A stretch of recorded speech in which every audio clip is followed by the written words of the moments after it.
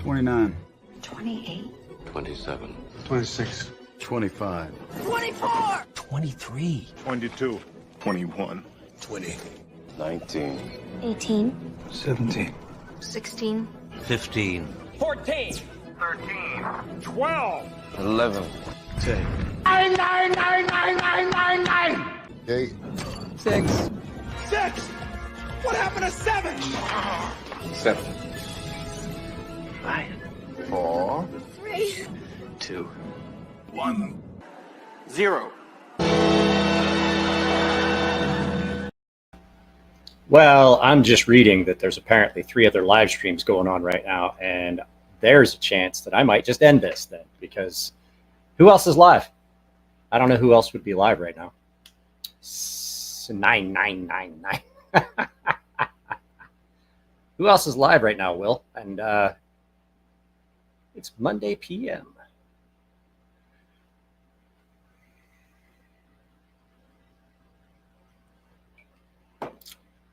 I don't know if you guys noticed, but there's a whole bunch of you now that that have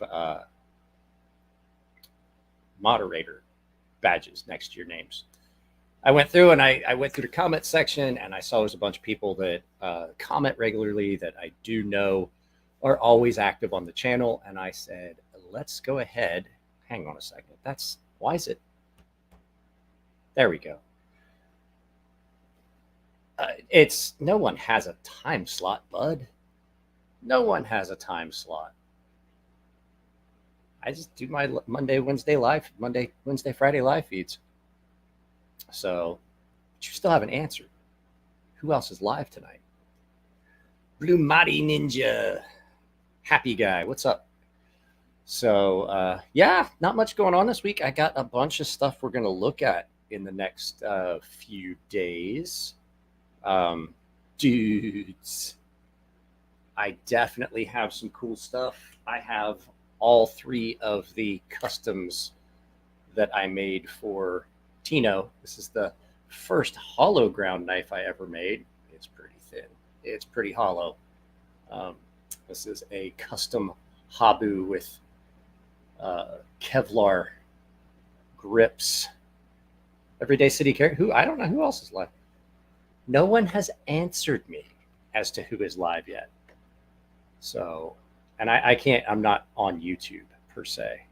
So hang on a second. I got to turn this down a little bit. Custom C, and it has a very nice custom leather sheath. Where's your knife? I haven't made a custom knife in like 2 years. Actually, a year. This was the last one I made. This was the last knife I made. Full hollow ground S125V. So there's that one is in. I have all 3 of Tino's knives here. I have the custom stonefish that I made for him that you guys saw in, was it today's? Was this today's video? This was today's video. And then I have his custom stonefish, or a sea snake, I mean.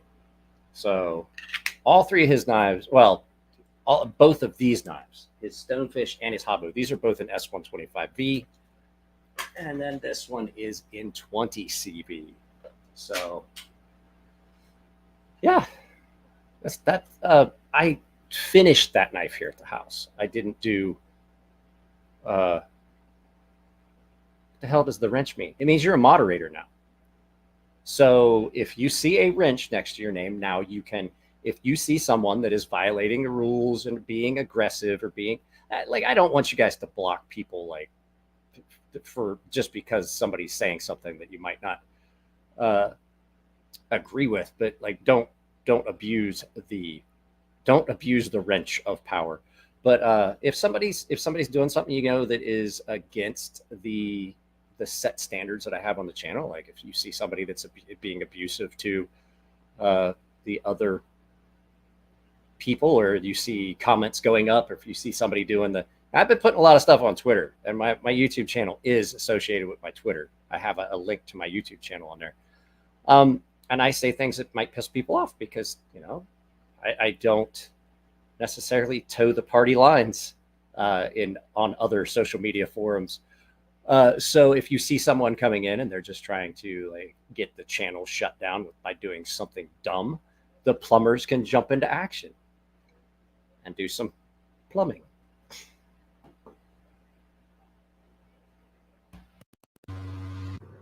I think he's telling you to fuck them up. That's not at all what I was saying. Not at all. Not at all what I was saying. Don't listen to that loud, deep voice in my head. I have a new, let's see, can we bring it into frame? I have got a new microphone stand that has a sound isolator on it. Now it's going to be a pain in the ass to get it back where I had it. So it has sound isolation, foam and everything behind it. So I think I mentioned it in a video that I shot today. It has that foam. It blocks the echo. I don't know if the audio sounds better. Does it sound clearer with that setup like that? Because it absorbs a lot of the background noise and things. I got tired of fighting. Everybody was like, well, I told a couple people I got that. I told Cole I got the foam thing for him behind the thing. And he's like, yeah, I mean, I haven't heard it in a couple of videos. And I was like, well, that's because I spend about 30 to 50 minutes, just depends, trying to make the audio sound right, which means I got to mess with the audio settings so that I'm in those settings. Like I'm not gonna lie, it's pain because I'm in the settings and I have to equalize the audio volume across all the segments. And then I have to mess with removing the background noise and things like that. And then getting rid of the hum reduction and stuff like using the hum reduction tools. And then you go back and then the audio doesn't match. And I was like, there's got to be a way. And I saw this and I was like, $60, $70 ish for that. It's like, I'm basically spending an hour a day, 6 days a week.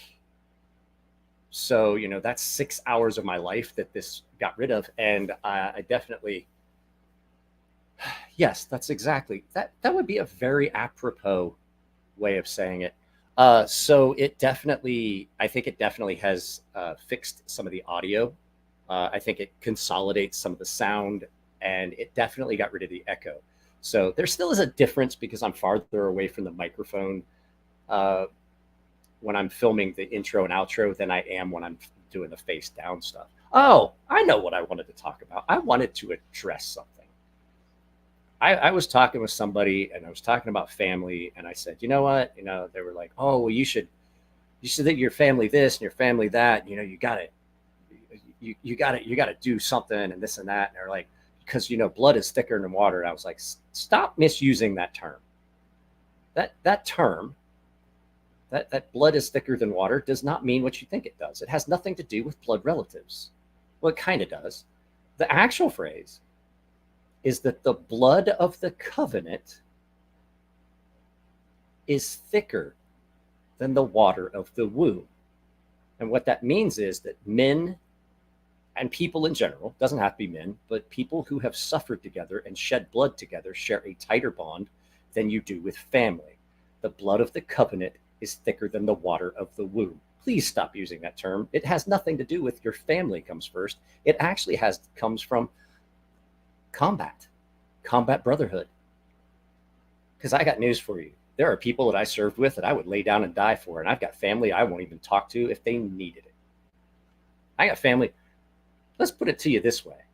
I would drive 10 hours to help a buddy of mine. I didn't go home for some of my family's funerals. Just because you're family doesn't mean that you owe them or they owe you anything. So did Jim ever reach out to me? Yes, Jim definitely reached out to me. I imagine more than one of you narked on me when I told you not to tell him. So as I finished said live feed, I get a text from Jim, which was a picture of him flipping off his TV with me in the background down in the little box talking about him selling watches on Shop NBC. Yes, Jim definitely reached out. It didn't take him very long either. I got narked on. Yeah, I love Jim. Absolutely check out like his post about that. Fuck, I forgot what it is again. The Hellfire, that cleaver that he's got that he's doing through Best Tech. I'm gonna talk to him. I'm gonna see if I can't get. I'm really tired of dealing with it. I'm gonna see if I can't get through Best Check to get this done, and I want to get it done, and I want it to be available for you guys. I'm tired of dealing. I know that there was some talk between me and some and a specific company about, well, you can't really. And I was like, look, we signed a deal for one knife. We didn't sign a deal for both. If you guys wanted to do this knife, you would have, and you can't tell me that I can't do it somewhere else. So there's a chance that that may happen. But there's another option that I want to go with, because there is a company that is doing a very, very good job at offering affordable USA made products. And you'll see that video tomorrow. There's a video going up tomorrow. Habu. Yeah, the Habu. So the Habu, Habu, you know, I have the sea snake and I have the stonefish. I've named all of my knives after venomous creatures. And in case you're curious, like, oh, you mean a poisonous snake? No. If it bites you and you get sick, it's venomous. If you bite it and you get sick, it's poisonous. Poisonous tree frog. It's poisonous. It doesn't envenomate you if you ingest or get it in your blood. Then you have been poisoned. A snake envenomates. It actively adds poison to you, or venom to you. So if you bite it and you get sick, it's poisonous. If it bites you and you get sick, it's venomous. So no, not Apu, Habu. So Habu is a Japanese poisonous snake. So sea snakes are really prevalent in Japan. And I used to see them all the time when we go swimming in around. Hey, if it isn't my favorite jarhead in San Diego. What's up, buddy? What is up? So yeah, the Habu is a venomous land snake. They had them in southern Japan. That's what's in Habusaki and Habushu, which is a Habu snake. It's inside the bottle, and the venom goes out through it. If I bite it and we both die, then what? Well, then you probably should brush your teeth more often. Hey, George Anthony. Is that not the best coffee cup ever?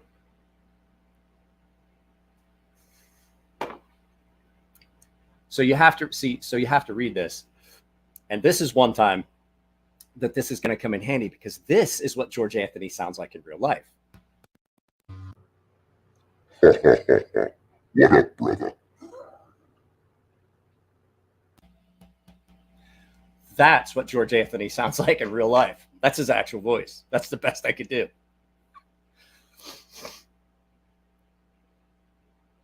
What if it bites you and then it dies? Take a shower. Frank, how many times are you going to join, Frank? I mean, it's accurate. So George Anthony's not like a real big, tall dude, but he has got the deepest fucking voice.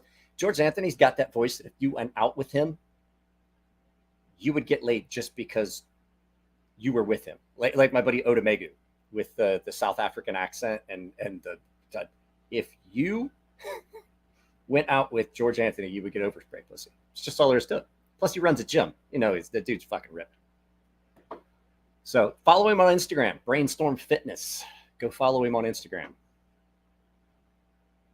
Parker Rocky Top Customs. Parker, I just showed custom knives that I made. You'll get to see them in other videos. I've got a ton of stuff right now. I had every intention of packing everything up and mailing stuff off today, but my daughter's school schedule changed, so that did not happen. So if I owe you knives, I've got them.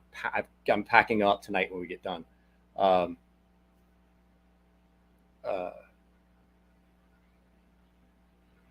What was I getting ready to say? Oh, I've got a bunch of stuff packed up I need to ship off. It just hasn't. Every time I get ready to go to the post office, something happens. And now it looks like Thursday I have to drive all the way up to Poway, which is pretty far. What is it, like 40 some odd miles up to Poway, because my daughter has to skate. And that's the only ice rink that's open right now. Don't do that, bud. You got a gym to run. So that's some stuff that's going on. Like I said, I'm definitely gonna do a video about this one. This one I'm pretty proud of. Like I said, it was my first hollow, and I did a full hollow. So that hollow starts at the spine and goes all the way up, and it is thin. This was 0.009. 0.009 behind the edge freehand grind. Like, that knife just disappears.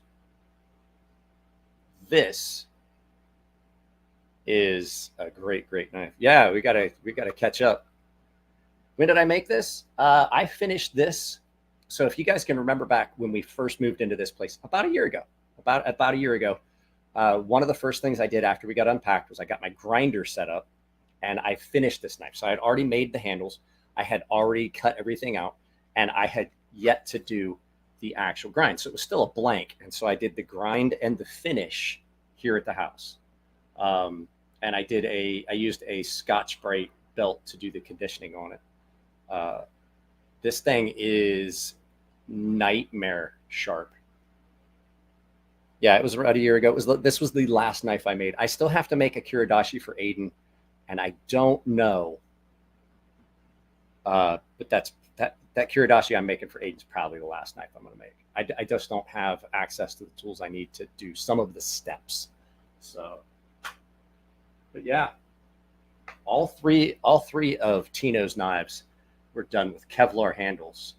I swear to God, I'll never do Kevlar again, ever. I will never.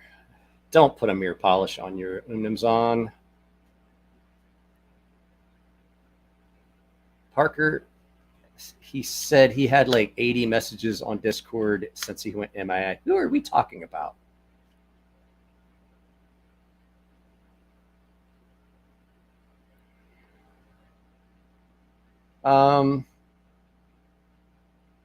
What did I miss? Who are we talking about? I forgot to tell you, I screenshotted a video of your C story from the last live. Yeah. C stories are great. Who are we talking about? Crewware C Snake? I don't like crewware that much. I make knives out of stuff I like to make stuff about. Talking about our buddy Jordan from Strops and Stones. Oh, hey, I talked with Alex Garland from Outdoors 55 today. We were texting. I was trying to see if he wanted to try and come on Friday. He can't do it Friday. I'm trying to have a guest for Friday. I was going to try and get Alex Strangrabber. Alex can't do it. Alex Garland can't do it. And so I'm trying to see if maybe Jared Ball, hang on, let me go get this. Jared Ball from JB Knives, from J Ball Knives, I mean, guys, I'm sweating. It's 80 degrees out here in this garage. If I can get Jared Ball to come on to talk about his process, because he made this. It's a full custom fighter that you guys saw in today's video. This thing is insane. This thing is fucking nuts. I would love to have him come on the channel. We talked about it sooner, and I told him I wanted to wait. I definitely wanted to have him on, but I definitely wanted to have his knife here. And Tino had just got this. When I looked at it the first time, I was like, I can't keep that. Like, I can't keep that for a video. What is this? If you haven't checked out his channel, look it up sometime. He's brand new and does it once in a while. Super nice guy. I'll try. You know what? I stopped watching much YouTube stuff. I stopped watching a lot of YouTube stuff about knives. I just get burnt out on it because I have to do so much stuff. Unless I'm looking for something specific, like I'll make my decision, and right before I do my review, I'll see what other people have said about it and see if, like, does their opinion of it kind of like, I can kind of see that. Maybe I won't say something. Maybe I won't say that, or maybe I didn't look at it from a certain perspective. Or if I have a knife that comes in that might be complicated and I'm not exactly sure if I want to take it apart, I'll look up Nick's channel, because Nick takes everything apart. So yeah, I just don't watch too much knife content. I mean, you got to figure okay, today I got up at 7. No, I mean, I got set up and started filming at 7. I got up at 6, got everything laid out, filmed until 11 when I took my daughter to school, came back, filmed, edited until 5, and then I waited for a little bit. Yeah, I don't, by the time you've done a knife video and edited a knife video and then filmed another knife video and edited another knife video, you know what I want to watch? I want to watch Rizzoli and Isles, because that's a really good show, and both those chicks are hot. And as a matter of fact, Angie Harmon is my freebie. Like, that's my free pass. Like, my wife and I, when we got married, she was like, she picked her free pass. At the time it was Tom Cruise, and then it was Ricky Martin. I don't know who it is now, but mine was Selma Hayek, and then after that it was Angie Harmon. So, hey, Zach! Thank you, sir. Zach, are you just getting here? Because if you did, you missed this. That is a fully hand-forged true hamon. And the hamon is on both sides. I don't know if you guys noticed. This thing looks like something out of a... This looks like something out of what do you want to say? Like a Hobbit, one of the Hobbit movies. That thing is wicked. And it is stupid sharp. Well, yeah, I tried to tell her. I was like, I don't think that the Ricky Martin thing is a good choice. And she's like, why? I was like, I'm pretty sure that he's batting for the other team. She's like, no. Like, I told her in Japanese that he was gay, and she was like, no. I told her, and a couple years later, I was like, when he came out, I was like, I told you. So I don't know who it is now. I don't know who her free pass is. Mine's still Angie Harmon. That's a good looking woman. Angie Harmon is a very, very good looking woman. That's a wafer pass. Both of you enjoy. No, I'm good. I'm absolutely good with not ever seeing another grown man naked. I was in the Navy for a lot of years with fucking 90 guys in one bedroom with 4 showers. You figure the odds. I think on my last ship we had 5 or 6. Yeah, there's a good chance you're going to see a lot of naked dudes. What's a ham on? Ham on rye.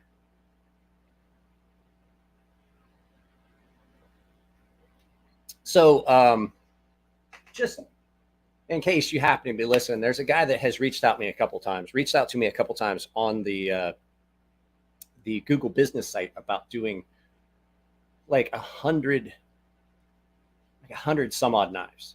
And I've told him, I was like, here's my phone number, or you send me your phone number and we'll contact. And every time I just keep getting this message like, hello. And I'm like, if you are watching, if you happen to be watching this and you're that person, please send me your phone number. It's not that hard. I've responded several times, and all I get in a response is hello. They want me to quote them a price. And I was like, I can't quote you a price on 100 knives until I know exactly what's going on. Yes, she is. But you guys seen Angie Harmon lately? She's still hot. And she's only 2 years older than me. Like, see, if I was... Selma Hayek's like almost 10 years older than me. So, at this point, I'm kind of going back and I'm looking at like, okay, I got to stay in the same kind of age bracket, because you reach a point where I know she's really attractive, but how long is she going to stay like that? Like, how can I keep that as a free pass? I upgraded my free pass to a newer model. Alex Steingraber is a good dude. I talk to him pretty regularly. We're in a group chat on Instagram with Kristen Ortiz over at Cerberus Knives, and Jacob Creates, and a friend of ours named Trevor. It's a group, and we just talk all the time. We were talking about milling carbon fiber.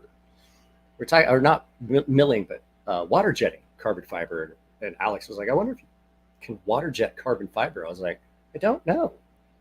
I mean, feasibly you could, but like, I've had it blow out just grinding it. Hell, I had a blowout on this knife. And this is Kevlar. I mean, there's not much you can do about it. When I was pushing the pins through, and this wasn't even a tight fit. It's epoxy on those pins and everything. I still had to blow out on this. It's nowhere near as finicky as carbon fiber. So I really don't know how that works. I don't know if you can water jet carbon fiber, but I know that I can pretty up a knife when asked to. So Parker, what do you say you're doing? You're working on mirror polish is on. Try to work on my sharpening, get my grit progression down. Learning the TS prof. Just get some stones and learn to sharpen by hand. You'll be so much happier. I think if you were to just teach yourself how to freehand sharpen, you'd be much happier with the results. What else have I got going on? Of course, I got my Norseman on me. I don't have a lot of stuff within reach for us to look at for knives. What's everyone carrying today? I went ahead and broke this out because I have not carried my Osprey for a while, and I do love this knife. So what's everyone got in pocket today? Man, it is hot out here. It's still 78 degrees in this garage. One of the videos that goes up tomorrow, guys, I'm not gonna lie, there's some background noise. It was like 89 degrees out here in the shop. And so I had the fan on, and I couldn't turn it off just even to film the intro and outro, because I had shot the body of the video earlier, and then I was like, I'll film the intro and outro later, and I came back to it. It was like 90 degrees in the shop. Got a Doppler's. Oh, one of the fancy anodized milled ones. Doppler Sabenza 21. Recon 1 CTS XHP, petrified fish. I don't like acid etched stonewash. I don't. I have not seen one of those yet, Pitt. The Wee Cullix. Mike, how difficult is my Crkt to work with and shape for handle inserts using rudimentary tools? It's going to be a pain in the ass. It's going to be a pain in the ass getting it clean. And I mean, you can do it. And knife makers have done it for years. What is this? Wilson had my Grimsmo Norseman, Kaiser Begletter XL, and Savivi Chevalier, along with an Olight Baton 3 and a Streamlight.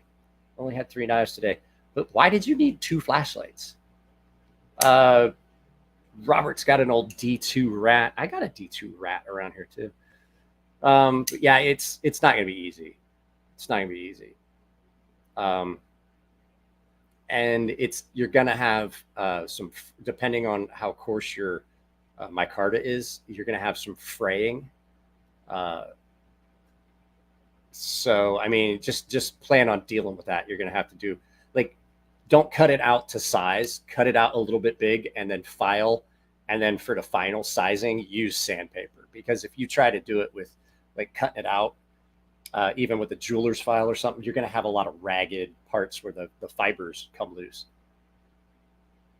Carrying a CRKT neck knife. TS229, that's a good knife. I tried to make CF Sabenza 31 inlays by hand. I'm not that good. I'm about to buy a mini CNC on Amazon. Get a Grizzly. If you get one of those Grizzly mills, you can upgrade it to a CNC. What was it? I can't remember. It's whatever one that the Grizzly mill. If you get one of the micro mills, Elliot had a lot of problems with his. There's a lot of tool runoff on those. I would say just buy a more expensive one. Like, buy once, cry once. I bought a big chip away cutlery buoy and chipped it and lodged it into my brain bone. Why would you buy a chip away cutlery is beyond me.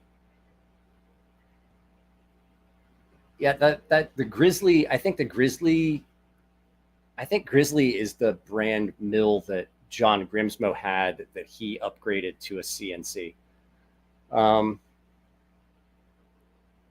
You want a mill anyway. Don't get a Tormac, apparently. Well, I mean, here's the thing. Like, he upgraded to a Tormac, but, like, I've talked to him, and he was like, don't, like, everybody's like, John Grimsmo must have gotten the only good Tormac to ever leave that factory. And he was like, he's like, I wouldn't go that far. He's like, you didn't see a lot of the rework and things that he had to do, but he was sponsored by Tormac, so you know, can't besmirch your sponsors. Yes, Parker makes knives. Parker, Rocky Top Cup. It's kind of in his name, Mark. So I honestly don't know how long we're gonna do this live feed. I'm exhausted. It's been a long day, and I was just upstairs helping my daughter rearrange her room. She had we moved her bed and moved her desk and everything, so she had more room. And I was like, "Why do you want to do this right now?" She's like, "But I need more room." I was like, Fine. That's why we were late starting. So, and us sitting here for very long depends on how my stomach feels, because when I sit for very long, I start getting the abdominal pain.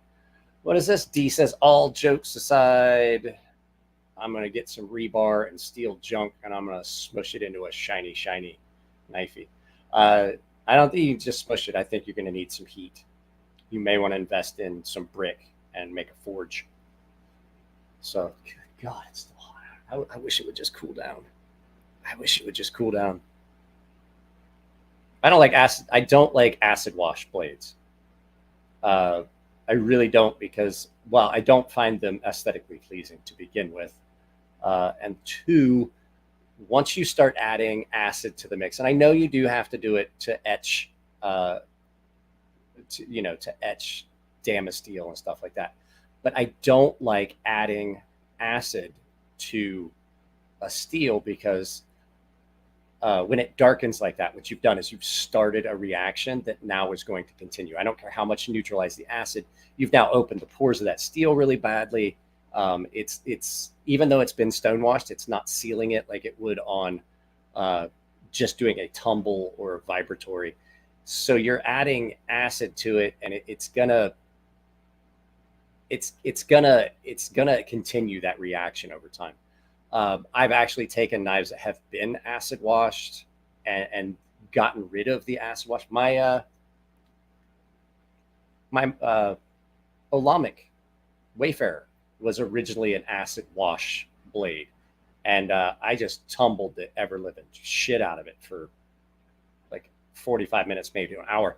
I took off all that old, heavy, dark wash. The other thing too is acid washed blades have a lot more friction when you're cutting, and so that's gonna add to. It's almost like Cerakote does too. Like, it adds to the friction of blade, because now all that is open. The pores of that steel is all open, and so as you're cutting, as you're cutting with it, you've got more friction. But the other thing too is it's gonna mark that blade a lot. Have I ever put a Hamon on a knife? Yeah, I've got David's knife here somewhere that I have to fix and sharpen. He dinked the tip on of it. But it has a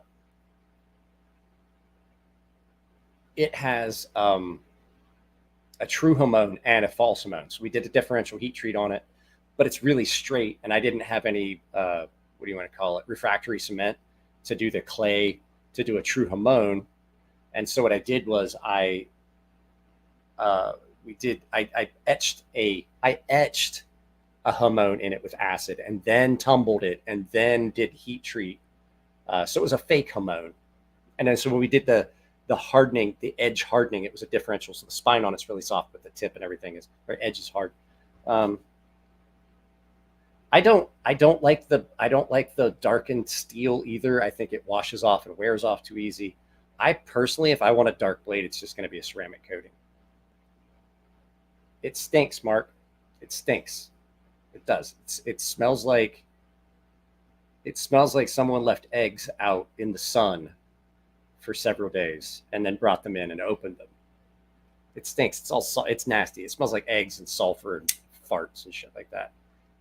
It's not a good smell. It doesn't smell good at all. Give him the Sharpie coat. Yeah, I like that. If I was going to do it, I would just have ceramic.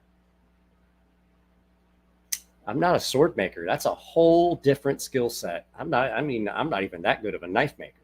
I'm like a half-ass knife maker. I know that some people like the look, and I wouldn't tell you, I wouldn't tell you not to get it if you don't want. I just personally don't like it. I don't like the blackened steel and stuff like that. Cerberus knives. Chris over at Cerberus Knives does about the best job. I taught him how to do it. If I was going to send anyone anywhere, that's where I'd send them. Send it. Oh, so the stuff doesn't smell as bad as by itself. It smells pretty bad by itself. It's the reaction you get when you put it on steel that makes it even worse. Please make a ceramic katana. No. That's done. Here, allow me to try to cut you with this great big plate. So, I don't know if he was doing actual ceramic or if he was doing Cerakote. There's a big difference between Cerakote and ceramic. And if he was, I think he was offering it because I think he was going to have Chris do it. Like right now, honestly, I think Chris is the only person doing the ceramic that is doing it like super well.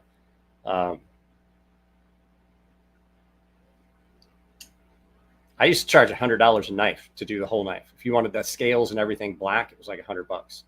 You wanted scales and hardware and everything done, and then if they're, it would get a little bit more expensive if you wanted like two-tone.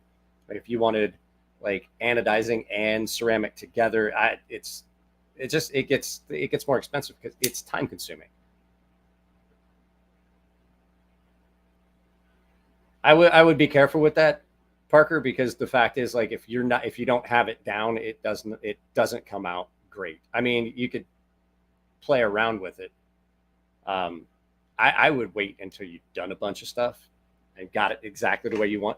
Like I would say, do it until you get like until you get it done exactly the way you want it, like 6 or 7 times. Then keep messing with it till you get it about 6 or 7 more, and then offer to start doing it. Because the fact is, like, you can screw things up because once you change that finish, you can't change it back. Like if it comes in and it's a satin, and you say you'll do I'm not saying don't do it. What I'm saying is,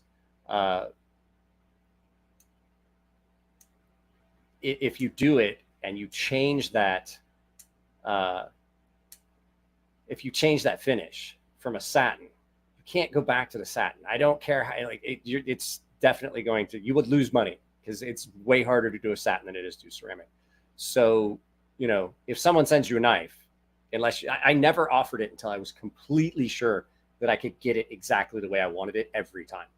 And that was because, like I said, if I sent this knife off with the satin and then said I wanted it black ceramic, and they said they couldn't get the ceramic they wanted or to come back different than I wanted, I would be like, okay, so go back to that. And you really can't do that. Once you change it, like once you put that thing in the blast booth, all bets are off. Like now you have to do it. So, oh yeah, like that, just go to the fucking swap meet. Go to the swap meet and get a bunch. I will say, don't try to do it on steels that will rust. 4V. Don't do it with 4V because it's going to rust after you blast it. If you get it wet, it's going to rust really badly. 3V, 3V as well. 3V, I think, is a little bit worse. I am sweating. My ass is sweating in this leather chair. I'm not going to lie. I already took a shower today too, so I'm gonna have to take another one. We're at that point in the summer where I'm like, I gotta take 2 showers a day. So swap meet knives. Just don't get real shitty swap meet knives. Oh, what's this one sound like? Hang on.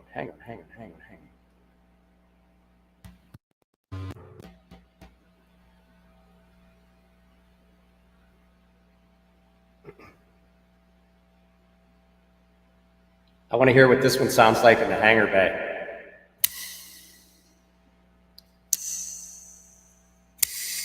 That sounds cool.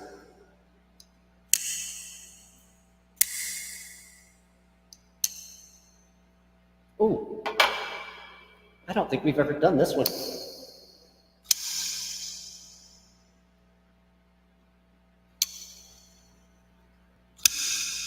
Ooh, that sounds cool. There we go. We're done with that.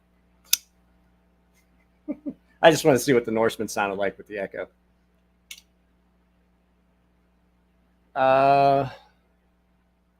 What's that?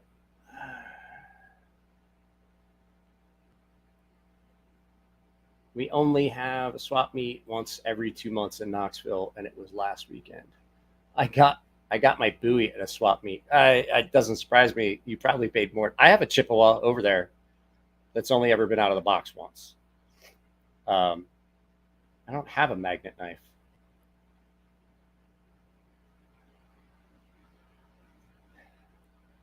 I would, but the thing is that the microphone isn't truly connected. It's not like it doesn't control any of this. It's its own separate thing.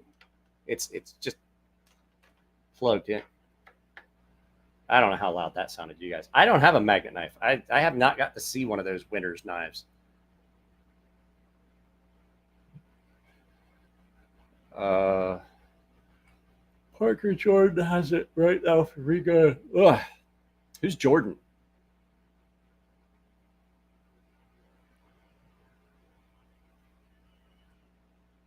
You know, it's hot if you get out of the chair and your nuts don't. I'm going to try some of that sheath underwear this summer. I really am, because I'm out here in the shop so much, filming so much. And like,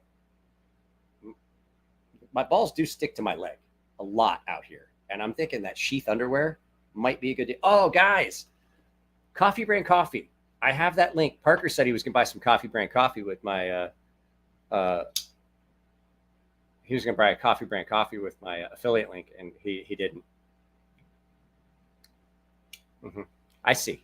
No, I'm kidding. But so I got the medium roast, and that's what I was drinking when we started this live feed. It's really, really good. And it came delivered pretty quick. So if like, I wouldn't try to sell you guys on something if it wasn't good. I like the Coffee Brand Coffee. I tried I tried the light roast. I tried the dark roast. I liked those. I like the dark roast better. I like that medium roast. It's great. That I'll show you a picture of it before we end. But yeah, it's really good. I really do like it. So I got a titanium clip for my Delica and the screws stripped out. How do I tighten screws? I know how to tighten screws, so I don't know what happened. I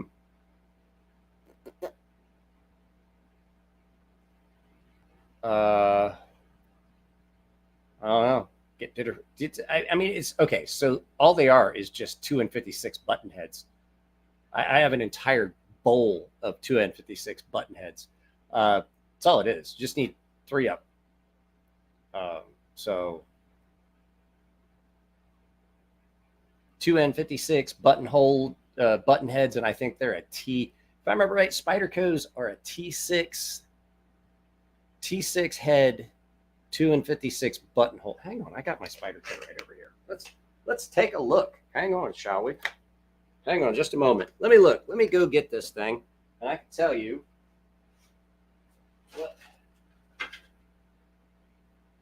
what it is. So I'm pretty sure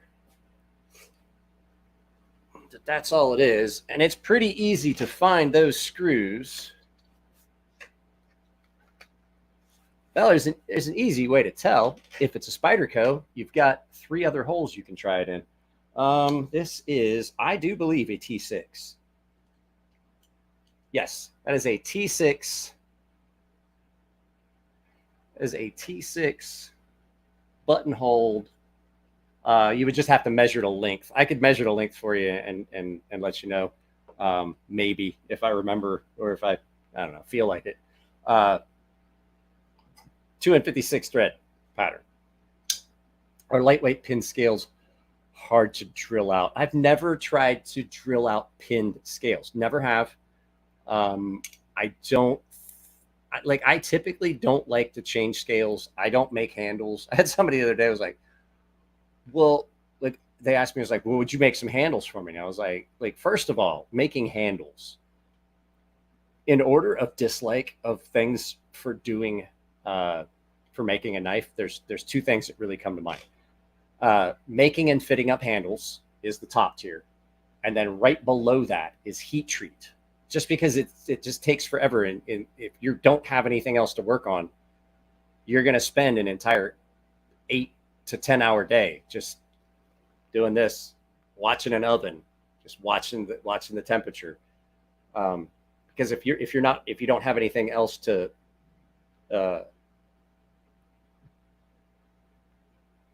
if you don't have anything else to do. So I had somebody ask me, it's like, oh yeah, would you make some handles for me for this knife? I'm like, no. Like, well, I mean, I'd pay you. And I was like, no. Like, well, why? And I was like, I hate making handles.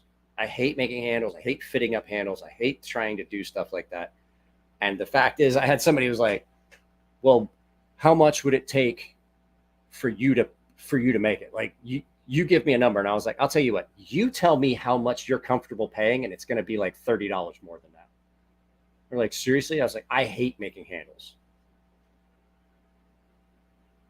I don't think we can be friends. I have one knife that has a lanyard. One knife. And the only reason is because the guy, I liked the kid that I did some sharpening for him, and he ran into some money issues, and he said he couldn't pay me. And he's like, but I have this Chris Reeve titanium bead. If you want, you can just take that and we'll trade for the sharpening. It's like, it's worth more. I was like, I'll tell you what, if you make a lanyard for me, and I gave him the knife, and I just gave him the lanyard pin for my Sabens. I was like, you put a lanyard on this pin and we'll just call it even. I was like, if you just put it in a lanyard, just because the kid did really good work. And so he made me the lanyard, and it came out and looked good. And then I found out later that he actually passed away. And I was like, oh man. So that's why that lanyard is still on my Sabens. It's the only reason. I don't like them. I kind of think they get in the way. I'm not a fan of lanyard holes. That's the only issue I have with this knife. It has a lanyard hole.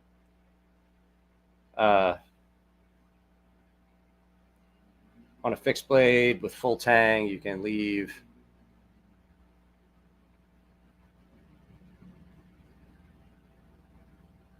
I think that counts as a yes. As to what? I don't like them. I don't like lanyards. I just don't see, like, on some fixed blades, I can see a lanyard if you're wrapping it around your wrist for heavy duty chopping. That makes sense. But people are like, oh, so you could pull it out of your pocket quicker. I was like, I don't give like a folding pocket knife. Typically, I don't give a fuck about how quick it comes out of my pocket. I really don't. So if you're going to save money, Kyle, you're actually going to save money if you just go ahead and pony up the dough and get a 2x72. 2x72 belts last longer. You're going to get more use out of them, and it's going to be faster. And on a 2x72, you've got more area for the knife to make contact, less chance of you wobbling it and getting inconsistencies where you hit the edge of the belt, and then you got a blade that when you look down it like this goes like this. 2x72, you got 2 inches of contact, and there's a lot less chance you're going to rock off of that.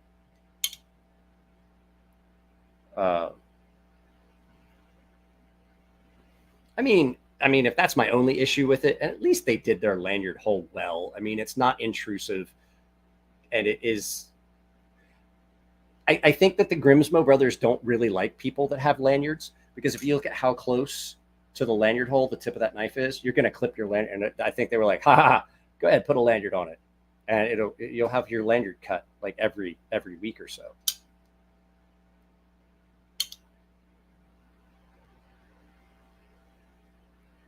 Yeah, but a 1x30, like I'm saying, the belts just don't last as long. You don't have as much abrasive power. It's not going to grind as fast.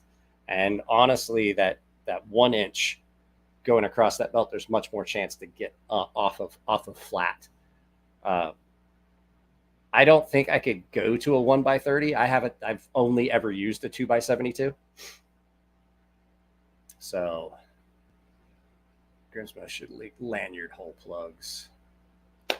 I only got a couple people telling me what they were carrying, though. There's like 21 people here, and I only had like 4 people tell me what they carried. So, what else was going on? You know what else? Oh, there was something I wanted to talk about, but I don't want to talk. There's stuff I want to talk about, but it's politics, and I've made the conscious decision I'm not going to talk about politics here. Go follow me on Twitter. You'll see how I feel about stuff. Yeah, but a 2x72 is $3,000. No, it's not. Hang on a second. I gotta look something up for you.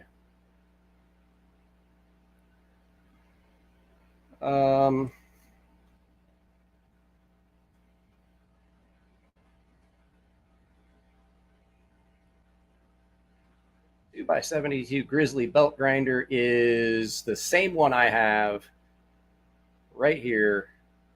Pulling it up right now, $943, brand new. This is the exact same one I have. Now, it does not have a speed controller. You would have to do a speed controller for it. Let me pull this up and show you. It is not that much, and this is what Big Brown Bear was using to make every one of his knives until recently.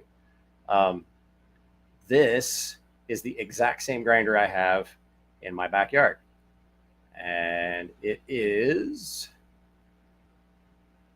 this one right here. As a matter of fact, I can send you an affiliate link for this. Grizzly Sander right here, 2x72. It comes with I think it only comes with one belt, but you can also then put a Scotch-Brite wheel like I did, put a Scotch-Brite wheel on that end. You do have to get an arbor for it. But yeah, I think it comes with, I think you have to get, I think you have to get the additional wheel. I have a 10 and an 8. I have a 10-inch and I have an 8-inch. Both of them are great. So there you go.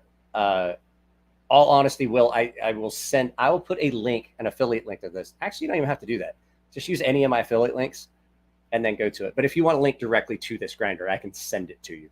But yeah, that's $943, and that's what I made. That's what I made this knife on. And I mean, it's a good grinder. It just takes a little bit of like getting it at the right height and everything. So, but yeah, I mean, right there you got, what is that? That's less than a third of the price of the one you're talking about. I think I'm going to get a 2x48 from Ameriblade. It's less than $1,000 and has a ton of functionality. I like that grinder. I need my speed controller for it. Decided it wanted to crap out on me. So now I can't adjust the speed. And if you know anything about like grinding thin stuff, when you don't have a speed controller, you get a lot of friction. So had a Bradford G3 in your pocket today. Been lurking while polishing Shaman wash. I have got to do a stone wash on the scales for that, the Abyss. Oh, Everyday City Carry was, who else was live? So no one answered me. Will never answered me. He's like, there's 3 people live. It was Everyday City Carry and who else? Send a link for the speed controller. No, I mean, because I need a different speed controller than the one I had. I was using a plug-in one that was like a power strip, and it decided to crap itself out. So the one I need is one that I've got a hardwire in, and an actual what do you call it? Variac adjustable speed controller. I actually need one of those, and they're really expensive. So I think I'm gonna have to just figure out a workaround. Last thing I did when I touched up a knife for a guy, I would just turn the power on and then turn it off and let it slow down and then do a pass. I was doing some serious edge repair for a guy, and he was like, "What are you doing?" I was like, "I can't control the speed. If I go at full speed, I'm gonna burn up the edge of your knife." So I'd run it. I just turn it on. It was wind up, and then I turn it off and just let it start to slow down. When it got to a feasible speed, I would just keep doing that on and off. And he was like, that doesn't seem, I was like, wow, the speed controller's broke. I only have one speed on. So you carried a carbon fiber S90V bug out. Okay, Ian, I don't want to say anything to offend you, but getting a bug out in carbon fiber and S90V is like putting a dress and jewelry on a pig. No, you're talking about like one of the sewing machined ones? No, I want something that I can lock in. If I used a foot pedal, one, there's too much variance. I want to be able to set the speed and leave it that way. That's why the Variac, the rheostats, and the Variac. That's why the rheostats work really well like that. And so you can set it at a specific speed, and it just doesn't change. It's just a variable resistor. So no, that would not. Zach, who's Pocket Metal? The bug out is not a good knife for anything. I don't think I would even give away a bug out. I don't like the bug out. Like somebody's like, oh, it's such a good knife. I'm like, no, it's not. And it's not that it's a Benchmade. I just don't fucking like the knife. I personally find it to be a poor choice. Tell you what else, I have a Ferrum Forge here that I'm not super fond of that came in. It's that new Pro model that they have. I can't remember the name of it, but it's still a really good knife. Don't get me wrong. It's a great knife. It's based off their deity or their demigod. It was called the demigod, their demigod design. And it's basically a production version of that. And I love that knife, but the knife that they have is pretty thin. Yeah, I know. That's what I'm saying. You can like the knife. I'm just saying, I personally, I think it's too thin. It just doesn't feel substantial. I personally just don't like the knife. That's like your opinion, man. Yeah, I mean, I know. Like, that's everything on this channel. But, like, here's the thing. That was the whole point of this channel, is, like, for my opinions. I've never understood that. I actually have had people get, like, really bent out of shape because I said something about a knife. And I'm like, dude, I'm not saying don't like the knife. I'm just letting you know the reasons why.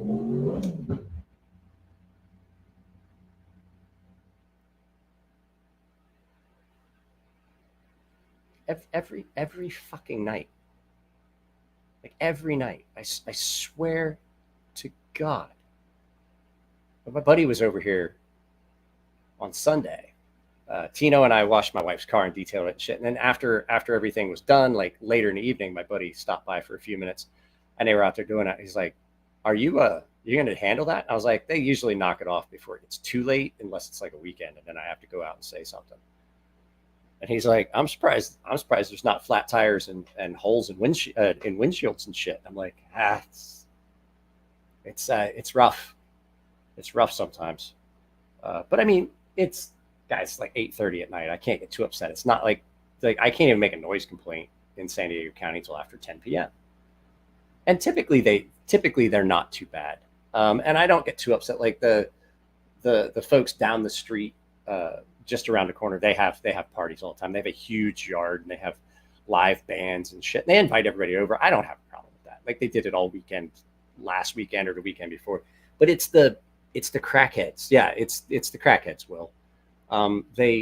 They'll just like sit out there and just like they have a motorcycle over there. I've never seen anyone ride. The only thing I've heard them do is just start it up and rev the engine. And I'm like, what the fuck is wrong with you? Like meth heads. If you guys didn't see today's video that went up, there's another knife that I'm really happy to see here because I've seen them and I just have never really gotten to spend very much time handling one. These are great. These are based. This thing is gorgeous. It's the only SOG you're ever going to see me drool over. This thing is amazing. It's done true to form, exactly like the Vietnam era ones. This is the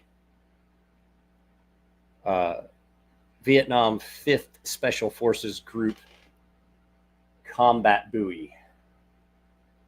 And that is S1 steel that has been, I can't click on that link. I can't click on that link, Aiden. You guys know that. I'm not on YouTube. I can't click on that link. But this thing's gorgeous. And like I said, if you saw the video today, you already saw it. But that is polished, and then that is gun blued. That is gun bluing on that, and this thing is like, it's so comfortable. So it is gorgeous. This is the knife that you saw in Terminator 2. This is the one that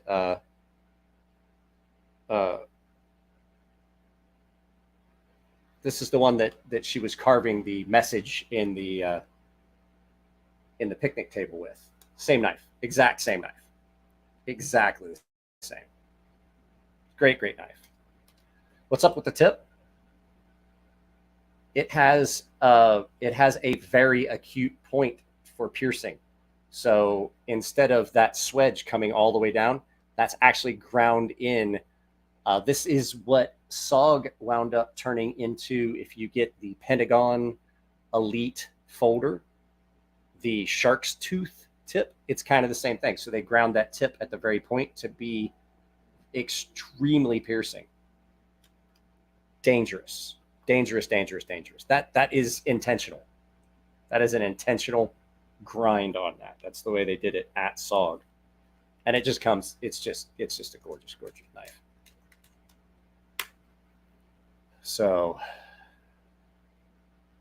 just something that they did. I forget who won the that SOG Pentagon Elite XL, a huge big one that I had. So I don't know. Anybody who got anything they want to talk about in the knife world? I know that I saw Bob Terzola is ramping up for some show somewhere. I was going to try and get him on here. Guys, I will tell you, there is an upcoming 24-hour knife rates thing again coming up soon. So I know that there's some stickers that they were wanting to do to give away for the largest donations and things like that. So we're going to see how that works out. But yeah, I do know that we're going to do another 24-hour knife rates thing here before too long. Oh, it's finally starting. I can actually feel it start to cool down. It's like 76 degrees in here.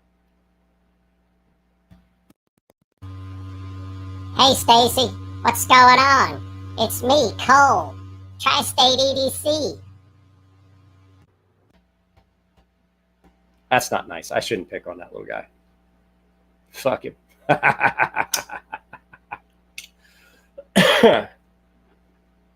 So you'll be up watching the whole thing. I will not be.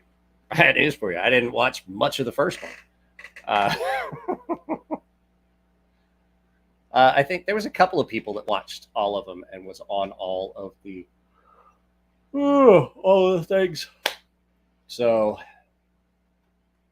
Kyle says hi, Stacy. So yeah, I don't have much else to talk about. So I'm starting to get bored with this. I will say I don't understand. I want to ask Doug about this. If the Second Amendment is the right to bear arms, and knives have now been considered as weapons in a lot of states, how does the new ruling by the Supreme Court on that New York case, how does that affect carry of knives? Because if you're going to classify them as weapons and have all these laws, then how does that not fall under the same? I really don't understand how it falls under. It doesn't fall under the same. I want to ask Doug about that. Like how does that actually work? So no, I was talking about knives because we were talking about knife rights. The group. I just am curious how that affects.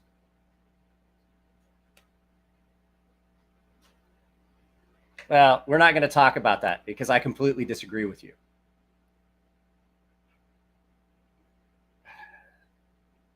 The Knives of Alaska. The Knives of Alaska muskrat. I don't think I've seen it. I don't think I've seen it.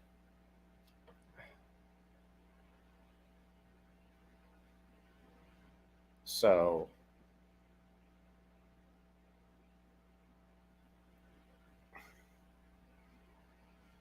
I don't know. The Knives of Alaska. Let me see here.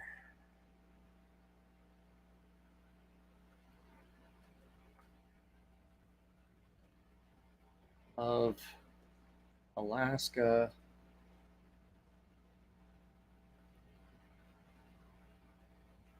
Hang on a second. Why is this not muskrat?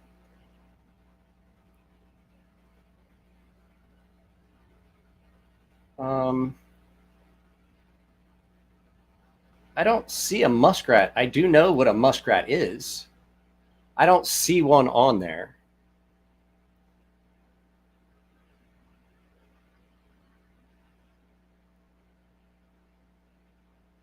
Yeah, we're not going to talk about it, Frank, so you may as well stop. Because, okay, I will give you my opinion on it. Federal overreach. If it's not in the Constitution, the federal rights, the federal government doesn't control it. Enumerated rights, enumerated things that are in the Constitution, things that are in the Bill of Rights. It's not in there. If they wanted to codify it in law, they should have done it by now and made it an amendment. They could have done it. They've had plenty of times. Now that the Supreme Court has ruled, because their only thing on it is that it goes back to the states. Because if it's not in the Constitution, it goes back to the states. If you are arguing that now it has been taken away, you're wrong, because now it falls back to the states. If you live in California or any of the states where it already was like pretty much legal, then the fact is it's not going to change. Those state legislators are going to legislate it the same way they have throughout history. So you have lost nothing. If you already live in a blue state, but the fact is, if it's not in the Constitution, if it's not in the Constitution, then it's not federally protected. Then it's not something that the federal government can regulate. It goes back to the states. It's called federal overreach and states' rights. States get a choice on what they legislate to a point. If it's federally protected, they have no say. The federal government controls that. It's in the Constitution. It's in the Bill of Rights. If it's not, then it goes back to the state, and the states legislate it as they see fit. And that's why you vote for people to represent you in state government, in state legislature. That's just how it works. So, like, I'm not going to say you have to agree with it. I'm just telling you that I carried a copy of the Constitution and the Bill of Rights every day while I was in the military, a small little pocket copy. I carried several because I wore them out. And I read it all the time, because if you're willing to give up your life for something, you should know what it is. And I also studied constitutional law enforcement and things like that. So I still don't agree with a lot of the things that happen. And I don't say that you can't disagree. What I'm saying is, you can't say fuck the Supreme Court because they made a decision on the constitutionality of something strictly from looking at it from the point of, is this part of the Constitution or is it not? That's the Supreme Court's job. Is this something that the federal government should regulate, or is it something that should fall back to the state legislatures? That's their job. That, and also to make sure that what the states are doing and what the federal government is doing, because technically the states and the states and the federal government sue each other all the time. And that's what the federal Supreme Court is for them to look at it. Okay, in this case, the federal government's right. In this case, the state is correct. And that's their main plaintiffs and complainants and things like that, state and federal. They also look at things that have been caught to look at and say, okay, should this be something that's controlled by the federal government, or should it be something that goes back to the states? You can't get upset when they're just doing their job, right? Just because you didn't get something you wanted Like, I'm not saying you can't have an opinion, and I'm not saying don't argue about it. I'm not even saying don't protest. I'm just saying, think about what you're saying. Like, oh, they just basically made it illegal. They made this illegal. No, they didn't. They have done nothing. Nothing is going to change in the majority of states. Nothing is going to change. If you live in a blue state, nothing's going to change. California, nothing's going to change. I guarantee it. If you live in a more conservative state, it may change. But that's why we have elected officials. That's why you vote. You vote to get your representation. And if people you vote for aren't representing you the way you see, then you vote for someone else. But if things aren't happening in an area where you live, and they're not happening the way you want them to be, then you should look at who you're voting for. Because if you consistently vote for the same people or the same group or the same person, and it's just not happening, then you need to figure out somebody else to vote for. Because that's how you vote. That's what voting is for. If the majority of the people in your state want this to happen, that's what the legislature is supposed to do. That's why you elect those legislators. If you don't like the way that works in that state, then you should probably move. You know what I'm saying? Like, it's one of those things. You can't just blanketly get upset because someone is judging the constitutionality based on how the Constitution is written, what it says, and going through it. And that's why they're there. That's their job, is to protect the states from federal overreach and to protect the federal government from attempted nullification of laws. It works both ways. The states lose a lot. The states lose a lot of those, the state of Pennsylvania versus the federal government. Like, they lose a lot, and the federal government loses a lot. It's a checks and balances thing. You can't just throw a fit when you don't get what you want. So, well, I mean, that's fine. That's your opinion, if that's what you want. I personally think that we've reached a point where if you're using abortion as birth control, you're in the wrong. Like, I agree. Rare. It should be safe, rare, and it should be for specific things, like for the safety of the mother. In certain cases, like if someone's been raped, I 100% agree that yes, they should be allowed to have, they should be able to have an abortion. I don't think that someone who has been assaulted should be forced to carry to term. I don't think they should be forced to have that child and have to go through that trauma again. So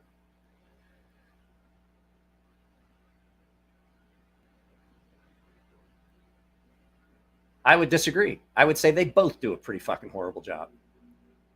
So that's all I'm going to say about it. Like, I'm going to say, like, voting is how you get your opinion out there. Vote however you see fit. Just vote.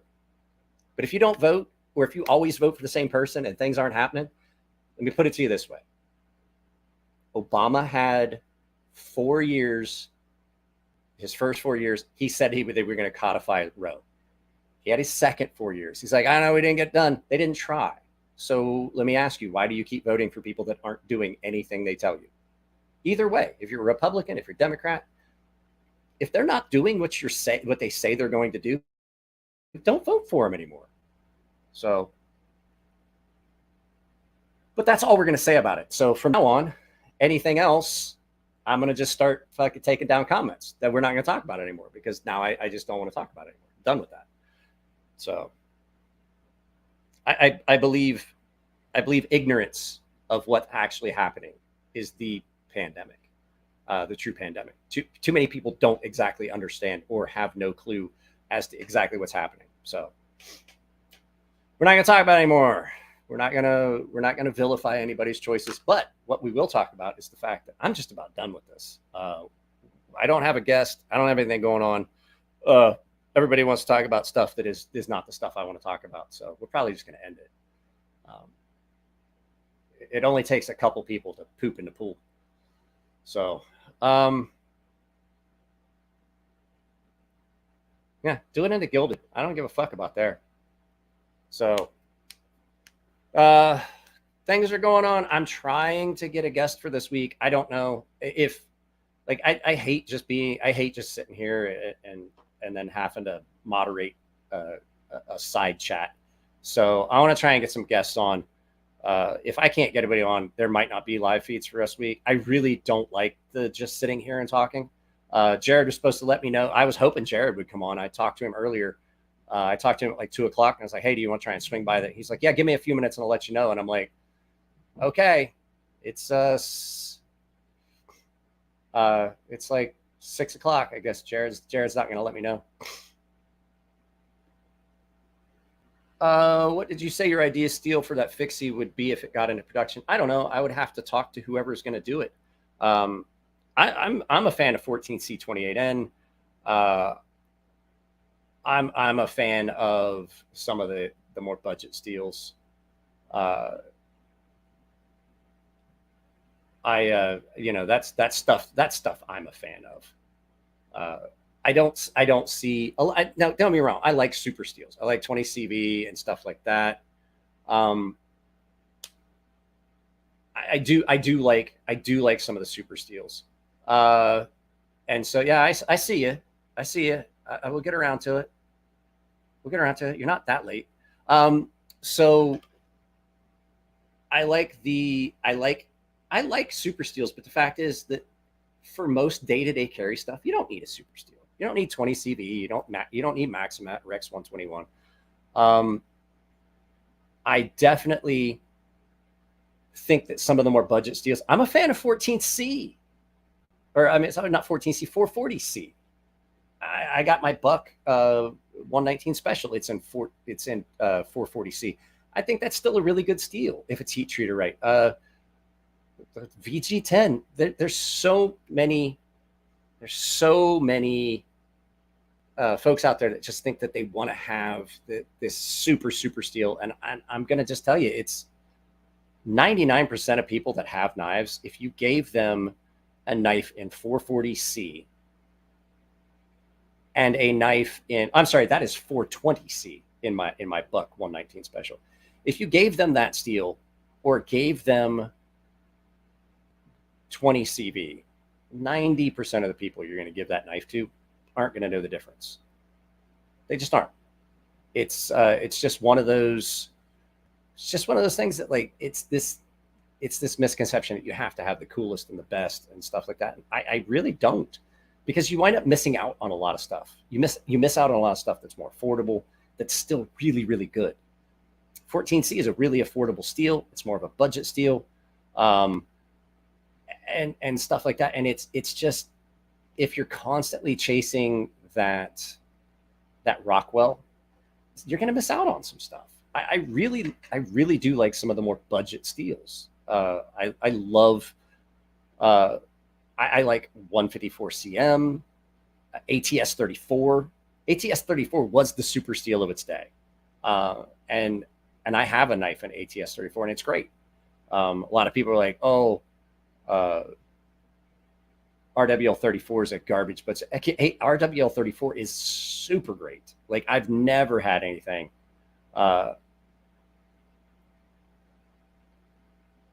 I've never had an issue with RWL 34. I think it takes one of the best, crispest edges. Damasteel is pretty much RWL 34. There's another element in it that is got a little bit more carbon, so you can't etch it. ARPM 9, yeah, Will, I was getting ready to say ARPM 9, which is very, very similar in composition to 9CR. And everybody's like, oh, it's just 9CR. It is not, though. First of all, it's powdered.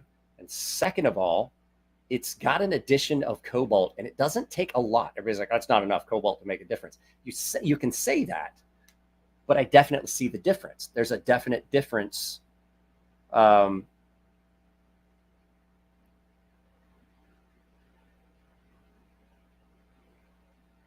It used to be. It's a bushcraft steel. It's a Sandvik steel. It's been around for years. It's not a super steel anymore.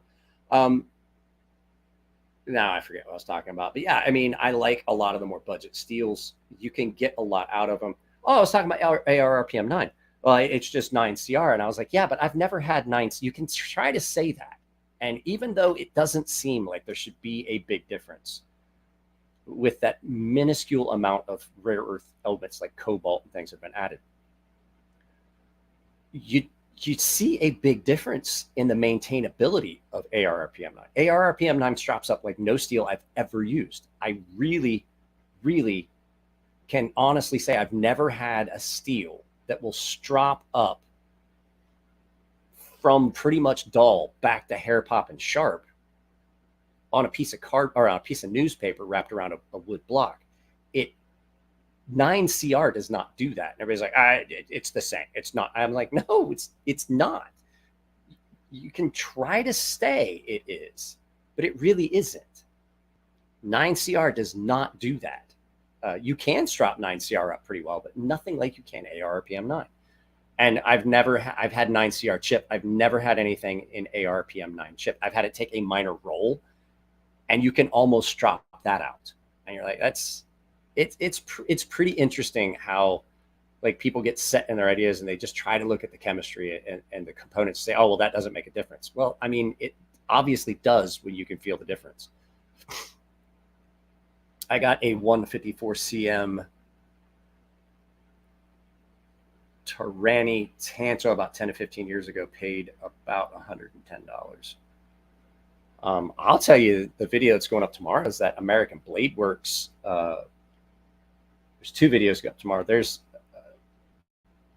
There is what did I do? I did a couple videos. I can't even remember now what 2 videos I did that are going up tomorrow. Oh, I did the full review of the Steel City Cutlery Custom Pikal, the Fang. And I also did the American Blade Works. Jesus Christ, that's a big beetle. The American Blade Works Model 1 in titanium and 20 CV. Hey, what's up, David? David, I still have not done this. I was just talking about the fact I still have to do the stonewash on your Abyss. I have to change out the medium that's in that tumbler, and I have to get some rust remover.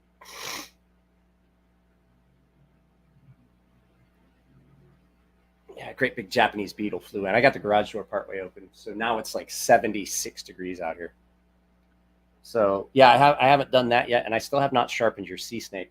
I have another custom sea snake that's in for just use on the channel. David's is a little bit different. David's is really, really thin.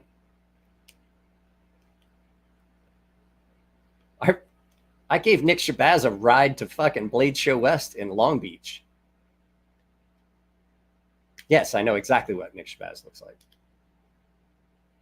Nick's a pretty good friend of mine. He's a really good dude. So yes, I absolutely have seen Nick Shabazz in person.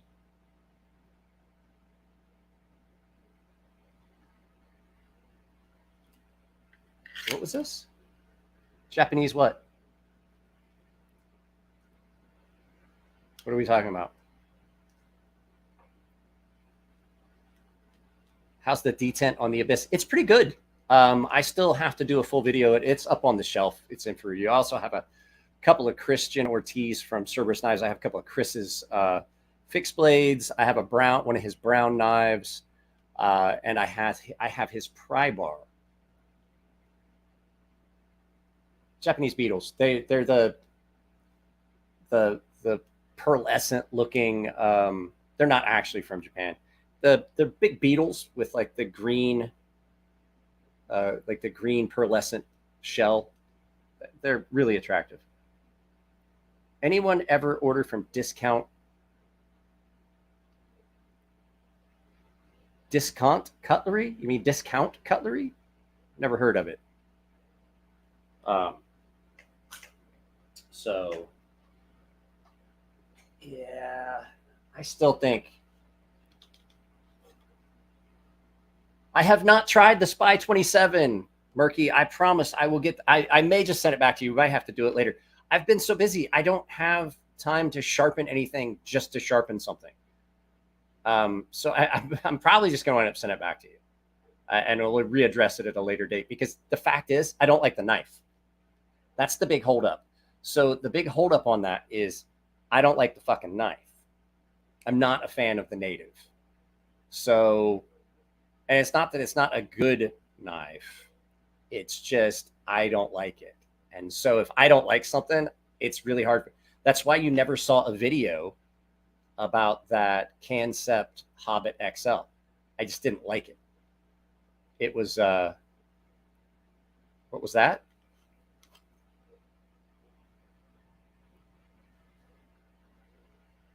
Well, that's something out of The Witcher. That's a magical knife right there. Well, I got news for you, Chong. It's definitely one not Chinese made. I just don't like the knife. I'm pretty sure I'm just going to send it back to you, because I really don't care to even. I mean, I'm curious about it, but here's the thing: I'm not that curious about it that I would take the time to do it. I mean, I don't know how to scale, because I got 2 boxes that showed up today, and I still have a bunch of stuff. I don't. That's like $70 an inch to have it made.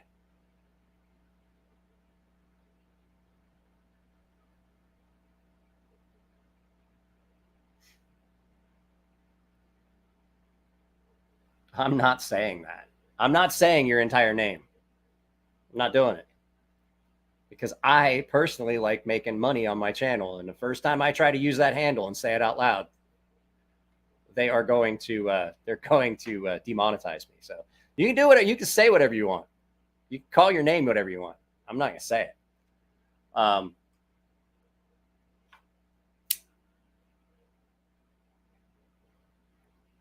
I still like this knife a lot. This knife gets a lot of pocket time. Yeah, I mean, it's really good. And that's a true Hamon. That is a true Hamon in that. I've got to get the guy on a channel, and I want to ask him how you did it, because I've never seen the Hamon. This is W2, I think, if that's what I would remember. W2 or O1. I'm not sure which. Yeah, I'm not gonna lie, it's screaming sharp. I was talking with the maker yesterday, and he was like, "Have you done any testing with it?" And I was like, Tino's still in that honeymoon period where he doesn't want to scratch it up. So yeah, the Hamon is on the swedge as well. So he did a really good job doing that Hamon everywhere. So we were talking about it, and I was like, he's like, "Have you done any testing?" I was like, "No, Tino is still in the honeymoon phase with this knife." And I was like, I keep telling Tino, let me chop up a 2x4 with it and then scratch that blade all up, and that'll get you past that honeymoon stage. So, but yeah, it definitely does have a Hamon on that swedge. This was in today's video. What is a Hamon? So Hamon is the heat treat. So when you differentially heat treat a steel, what happens is you cover areas with some clay that's thicker, and then you leave a light coat of clay in other areas, so you get a hard edge and a soft spine. That way, when you use it, the cutting edge is hard, but the whole knife isn't hard. That way, it doesn't break, like the whole blade doesn't break. So you may have some chipping at the very edge, but it's not going to knock the entire end off the knife. And so when you're using something like that, the spine is soft because it cools slower, because there's more material in the back. So when you quench it, the uncovered area at the very edge, where it has less clay, a really thin layer of clay, it quenches like that, gets really hard.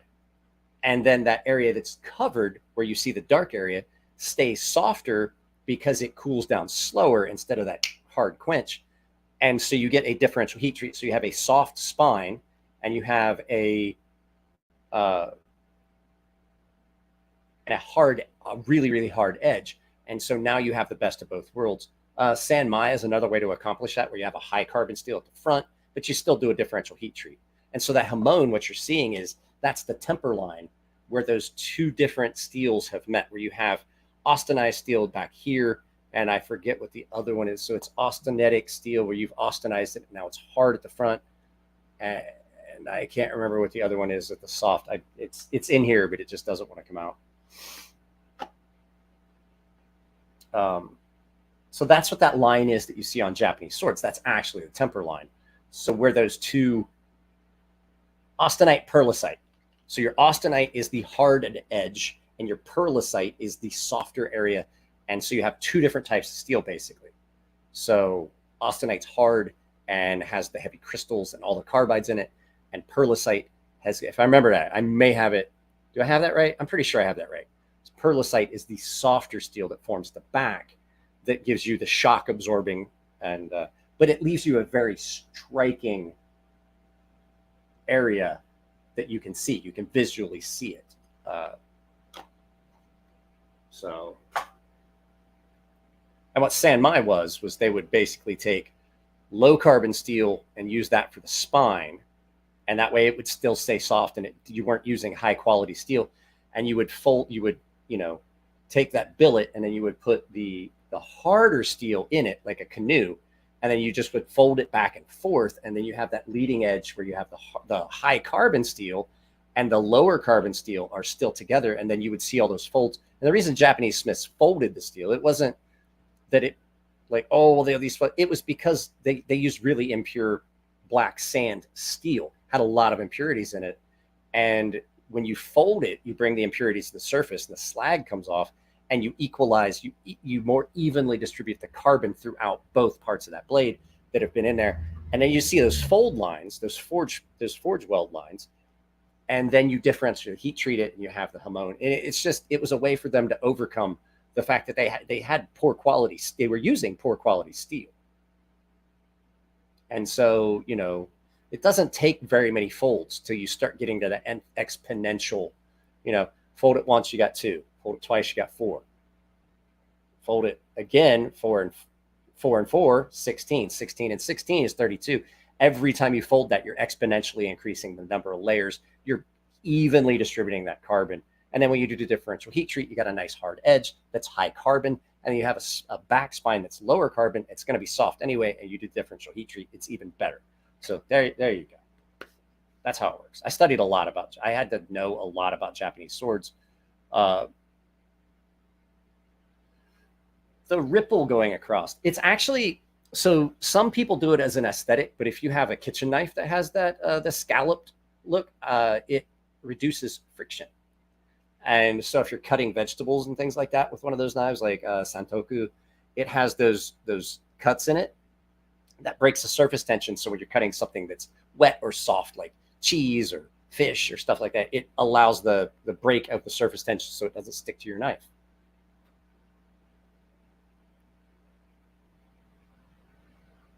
Got to get to bed. Yeah, I'm going to have to end this soon. I'm starting to, my stomach's starting to bother me. Plus, I want to tell my kid good night.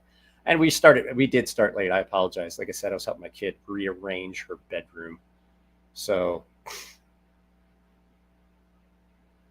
but that's, yeah, I know exactly what you're talking about. They're little slots, and they do break that surface. That's why a lot of your kitchen knives, like your vegetable knives, like the Santokus, like Japanese style, almost looks like a great big sheep's foot. A lot of times they have those in it because if you're cutting like potatoes or if you're cutting potatoes and things like that, they'll stick to it. But if you have those scallops in it, they kind of peel off. What was this? Thanks for answering. I don't know what it was. I have a Japanese knife. My grandpa was in World War II. Do you think if I sent you a picture, you would know anything about it? I've had it for like 20. It's got a World War II flag, and I'm dying to. You can send it. You can always DM it to me on Instagram. You can send it. I don't necessarily know if I'll know what it is, but I might be able to ask my father-in-law.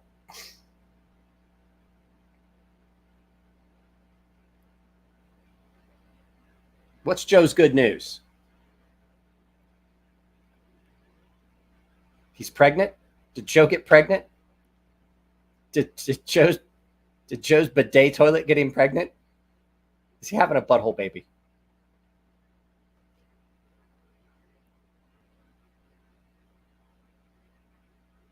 What is the stuff? Oh, no way. Cool. Sweetness. What's the stuff besides oil to coat blades to keep it from oxidizing? You can use Renaissance wax. Renaissance wax really works pretty good, but it smells like shoe polish, and you definitely want to wash it off before you're cutting anything. Renaissance wax works pretty well. It's a lot like shoe polish. That's a good one. Hey, Lacey's here. So yeah, that's a good one. Renaissance wax. You can use beeswax. You can actually use olive oil. Olive oil work. I used to use olive oil on my straight razors. And if you've got a knife you're putting away for a long time, smear a little Vaseline on it, wipe it, leave a very thin coating. This is one of the things I see people do too much. They put too much oil on blades, and what happens sometimes if you've got too much oil, it'll actually allow moisture to form in certain areas, and then you've got little spots where you can get too much moisture. So a lot of times a thin coat, wipe it off. Vaseline works really, really good. If you're storing carbon steel blades that you want to keep pristine, like a carbon steel razor, like a straight razor, definitely, if you're not going to use it for a long time, if you don't have something like, I use a humidor for my old, like my antique straight razors that I obviously no longer use. I have a humidor that I threw 2 big packs of desiccant in, and it keeps them from rusting. But I definitely put a coating of Vaseline on them, like a light coat, and then wipe it off just and leave enough on there just to as a oxygen barrier. The new KPL blade, Blade Shield? KPL Blade Shield does work pretty well. Yeah, I'm definitely feeling better. So yeah, that's a good one. And the other thing, don't store your knives in their sheaths for a long time. Kydex, you can kind of get away with it because a lot of times they have weep holes and there's air movement through it and stuff like that.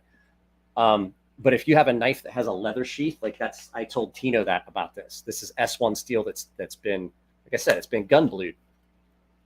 This is not something you want to keep in this sheath a lot because leather sheaths draw moisture. And if you keep it in there, you will start seeing rust on it. So if you have a knife that has a leather sheath, it's a good idea, unless it's really, really crazy stainless like this, like S125V, this will not rust. You don't have to worry about it. There's so much chromium and vanadium and everything in this. It's not going to rust. Super, super stainless. You can leave something like that in a sheath as long as you're carrying it out every once in a while. So if you have a knife that's a higher carbon that's prone to rust, don't keep it in its leather sheath. What knife is best for daily use and protection if needed? I got news for you. Whatever knife suits your needs for day-to-day use. And then you're an idiot, David. Whatever knife suits your needs. A knife for defense, you probably should have some training. Like I said, I said in a video, I'm pretty comfortable. I've taken martial arts for 40 years. I'm comfortable with an edged weapon. I took edged weapons training, and I did martial arts, and so I'm comfortable with a knife for self-defense. But you probably should. But the best knife for self-defense in a situation where you need it is the one you have.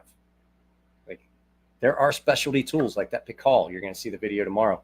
But in a pinch, whatever you've got. And who was that? That's been blued. Yes, Nathan, that is gun blued S. Here, let's look at it again. So this thing is a re-release that came out of the Vietnam 5th Special Forces Group knife. This was the knife that was issued to them.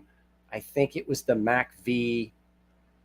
The Mac V was what it was, the SOG Mac V. But that is S1 steel that has been gun blued. This is the only SOG I've ever seen that is this nice. And it is nuts sharp. So there's a story behind it. I talk about in the video that went up today. Tino bought this for his father. Tino's dad was a Green Beret in Vietnam with the 5th Special Forces Group, and he got this for his father in a shadow box. So there's this knife and another knife that he's putting in his shadow box, and they were the knives. These were the knives that they were issued. This was the knife he was issued, and the other knife was the one he carried because he really didn't like this one. And so he's building a shadow box for his father because, like I say, his dad was a Green Beret with the Special Operations Group with the 5th Special Forces Group in Vietnam. So that's the knife he actually had. So it's kind of cool. I'm going to try and take Tino onto the base to try and get the shadow box made.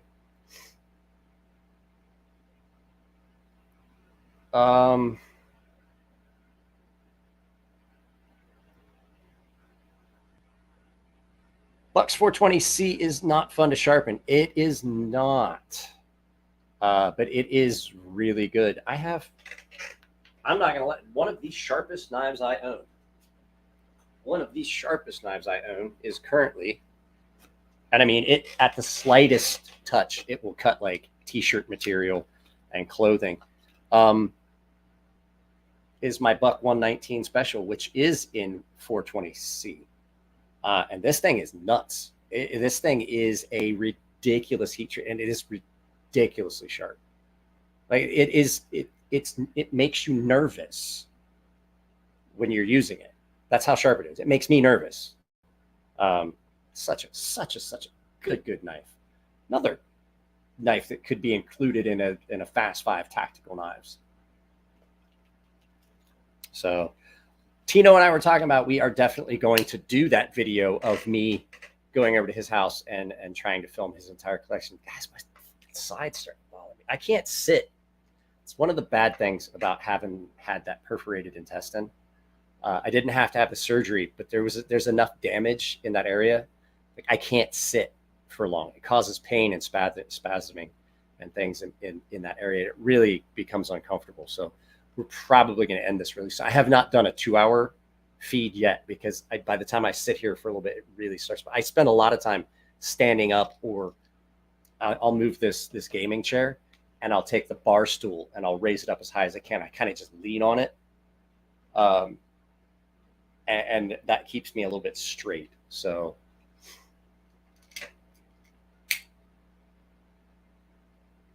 it's like if I'm like out here and I'm watching TV or something, I can recline. This thing reclines way back. Like, here we go. That's perfect because I can kind of stretch out. It's like being in a recliner, and I have a footstool and stuff. But like to sit bent up, it just causes spasms and stuff. David, I just made a bunch more people moderators, and I swear to God, I will have them just put you in timeout every time you start typing. So Diamond will pull up a big burr on Buck. Yeah, it will. As a matter of fact, this got reprofiled with that Atoma 120. However, it's the rest of the stones going through the grip progression that you start running into where it just doesn't want to. Where is Purple Heart tonight? So Polly has been out and about. Polly has like an honest to God, like big time job. Like, wow. Can you guys still hear me? I just lost a ton. I don't know what was causing. Something just stopped interfering with something just stopped interfering. I lost all that buzz and hum. Now I forget what was. So at any rate, Polly has a pretty important job. He's pretty much like an executive, and so he does a lot of travel. So he's been out and about. He's been out and about in different areas and things like that. Looks like the Buck I used to see in the Kohl's Mega catalog when I was out. That's because it probably is. This is the Buck 119 Special. My dad had one of these. and I was never allowed to touch it. And one of you guys, the subscribers, sent this to me. So was it tinnitus? No, there's something buzzes in this microphone. It picks up interference from something all the time, and then just all of a sudden just stops. So I don't know if it's something that typically is running in the house, maybe something in my daughter's room. It could be. She has a plasma light, and she has a couple other like black light things. She has stuff in her room, just girly stuff. I believe that there's something in my daughter's room that this thing picks up, electrical interference. I would imagine it's that. I would imagine it's that plasma bulb light that has like all the lightning storm and stuff in it. So yeah, this is a great knife. My dad had one. I never was allowed to mess with it. It was like his prized possession. And my mother was like, well, I'll send you his. I was like, I've got one. I mean, feel free to send me his, but what did Kyle say? Oh, marble finally let loose in the brain. No more fuzz. Ha ha. Metal plate in the head. Turn the microwave on. I shit my pants. Shedder's full. Yeah, it's a high frequency buzz. And I do know, so when I use my mouse pad, and I click on stuff like to bring up comments and stuff like that, there's a as I touch so as I move my finger on the touchpad, I can hear it. And I think it's because all the cords and everything are right here next to the computer, because I really don't have, hey, you don't tell me what to do. So I don't mind cussing too much in live feeds. Live feeds are a lot different than my pre-recorded videos. I try not to curse in my pre-recorded videos, mainly because my daughter has some of her younger friends watch my channel, and then I found out recently that some of the kids that are at the ice rink and things like that, that my daughter knows now know I have a channel, and they're young. My daughter has to skate with some young kids, older kids, and they always talk. And so I try to keep it clean in the pre-recorded videos, because I'm figuring at like 9:30 at night, most of those children are not watching my live feeds. Sent me pictures on Instagram. Okay, I'll tell you what, Kellen, I'll look at it a little bit. My phone is turned off because my phone actually does interfere with this microphone, and you guys can hear that one. Like, you guys can't hear the buzz that I kept hearing, but you definitely can hear when there's when the phone is on. So what is that? Is that Maurice's smaller brother from another mother? I don't know what we're talking about. I don't know what we're talking about. Have a great live. I got work. I need some sleep. I probably should go to sleep too. I was up until there's a TV show I used to love that when I was a kid. When I was a kid, there's a show I really loved, and I found it on YouTube TV. And it's Kojak, the old Telly Savalas. I stayed up way too late watching that last night, and then I knew I still had to get up, so I was up at 6 o'clock anyway. What is this? What type of camera do I film on?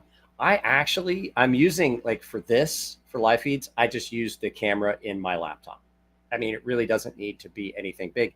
It's not like we're filming anything special. But when I film the actual videos, I use my phone. I use my phone because I also edit my videos on my Apple MacBook Pro, my MacBook Pro, and I can just airdrop those files. And I don't really see. I have had a DLSR camera. I had a DLSR camera, and I filmed on it. It took so much time. To. Oh, we'll talk about that in a second. It took so much time to take the information from the camera onto the computer, and then the conversion so I could edit it and all that stuff. And then it just was a pain, and I really didn't see that big of an increase in clarity. As a matter of fact, if you go find my videos, you're not going to be able to find where I switched.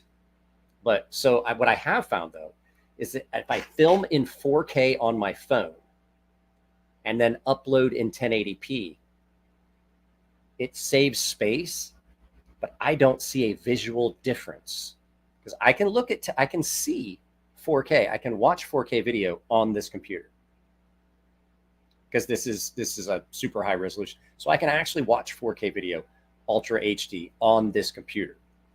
And I don't see a difference between it if I watch the videos before I do the resolution change from 4K to 1080p. I don't see a difference. So there's something to be said as to filming at a higher resolution and then downgrading back down. So 1080p, most people aren't going to really notice between 4K and 1080p. But when I film in 4K and then I upload in 1080p, I don't see a marked difference at all in anything. So did they have color TV when you're growing up? I will tell you, I did not have a cut. Now, this is not a joke. I want you to understand, some people say, oh, I grew up poor. And I'm like, I don't believe you. They're like, well, no, I grew up poor. I was like, really? Did you have to hunt for any meat that you would eat? Like if you didn't hunt that day, did you get to eat meat? And they're like, what do you mean? I was like, if I couldn't kill something for us to eat, a lot of times we would only have vegetables. And they're like, what? I'm like, yes, because that's how poor we were. And they were like, oh, I was like, did you have indoor plumbing? They were like, yeah. I was like, I didn't have indoor plumbing until I was 14. I didn't see a color TV until I was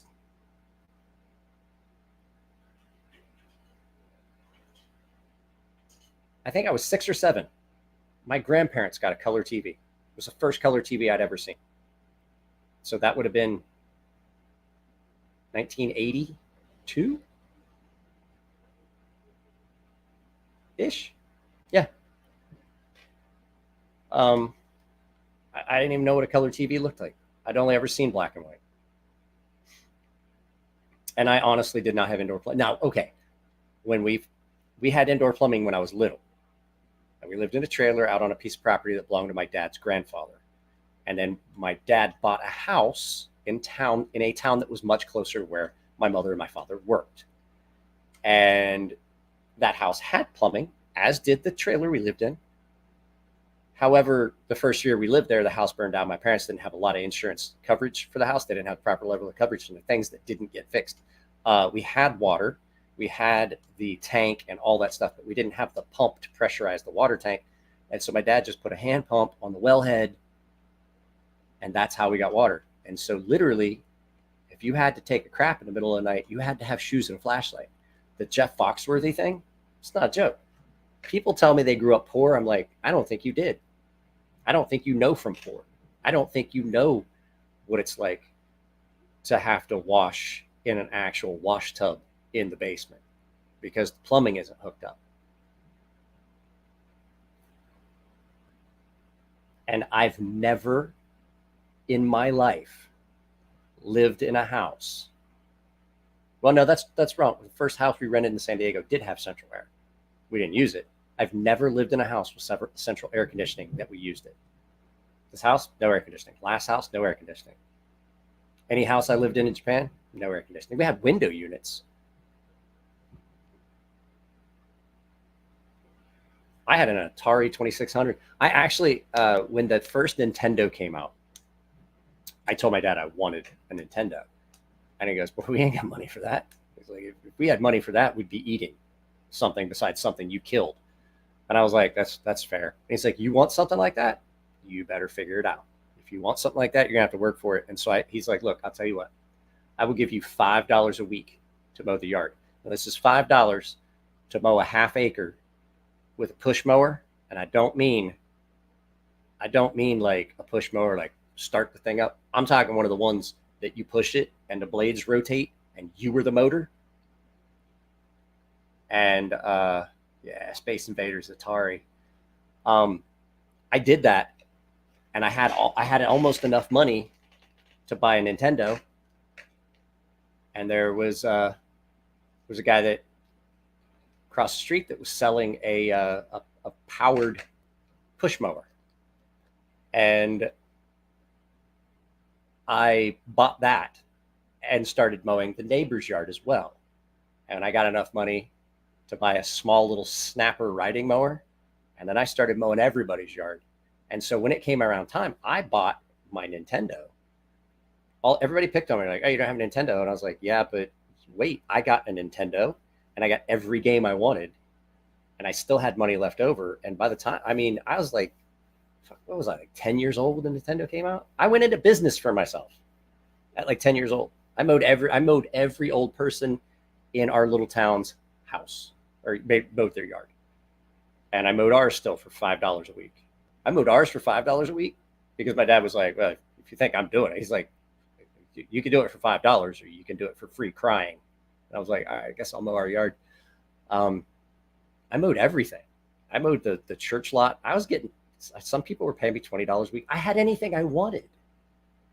So yeah, I bought my Nintendo with my own money, and I bought all the games that I wanted, including stuff that my friends didn't have. Oh, we couldn't afford that. So, and then I bought my own Super Nintendo and stuff like that. So I grew up in, here's the thing. I grew up in Ohio in the foothills of the Allegheny Mountains in Appalachia, and we got a lot of snow. So in the winter, I shoveled sidewalks. I shoveled the sidewalks to the post office. I shoveled the sidewalks to the church. I shoveled the sidewalk basically from our house to the end of the street and then back down all the way to the church, to the first church. 124 people in town, 3 churches. Yeah. Methodist, Presbyterian, and Seventh-day Adventist, I believe. 3 churches. 124 people. We had 3 churches. My grandfather always used to tell me, he's like, I hope I don't offend anyone. This is funny, though. He's like, he used to tell me, he's like, there's no accountant for a Baptist. And I was like, why is this? And he goes, because, boy, Baptists are the truant officers of the religious community. And I'm like, yeah, you're kind of right.